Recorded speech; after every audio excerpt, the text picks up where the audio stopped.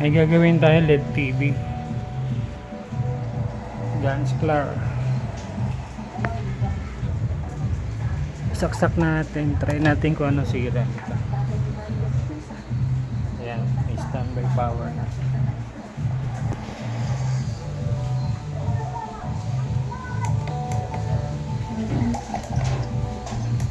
Yun. So yun ang problema niya. Wala siyang display pero buhay yung kanyang backlight. So subukan natin gawin kung magagawa ba ito.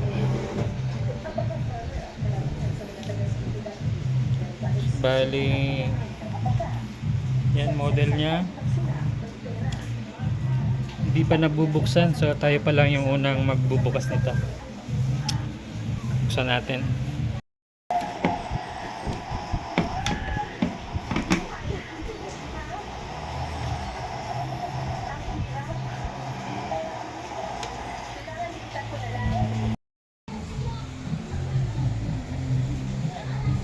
Mag-check tayo ng VGH kung mayroon. Habang tayo dito sa bone.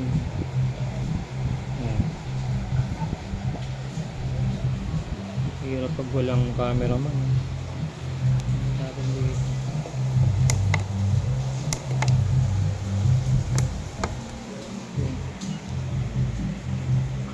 So wala.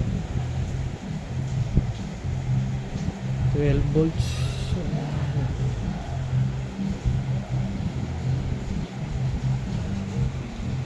Meron tawid, meron siya. So wala siyang VGH. Kaya ganitong trouble, alamang may short yung CKB nito.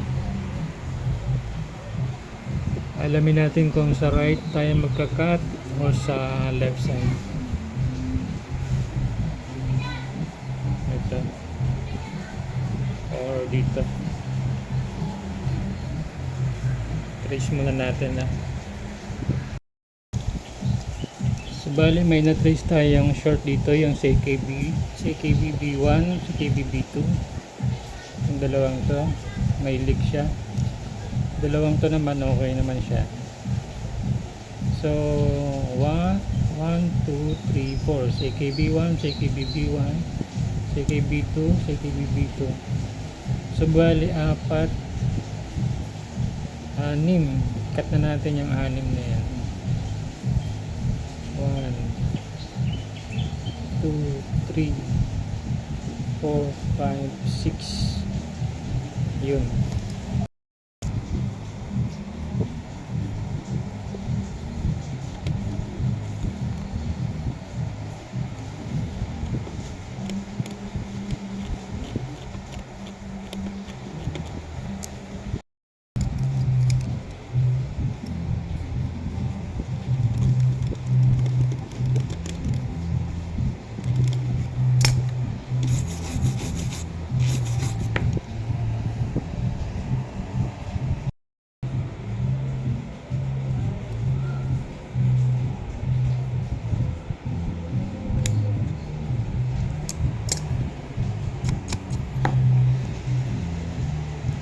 So yun, nakat na natin yung 6.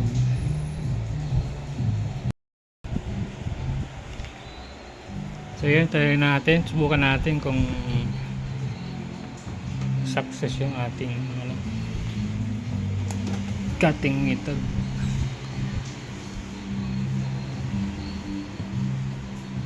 Yan, may standby power na siya. Power on natin, tingnan natin kung may VGH nya.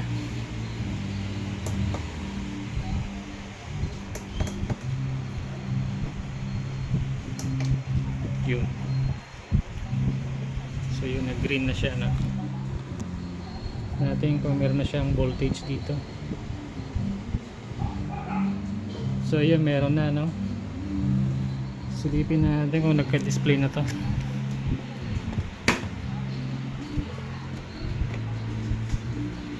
Yeah. So yun, okay na siya. Labas na yung no signal. Okay pa yung LCD. So okay.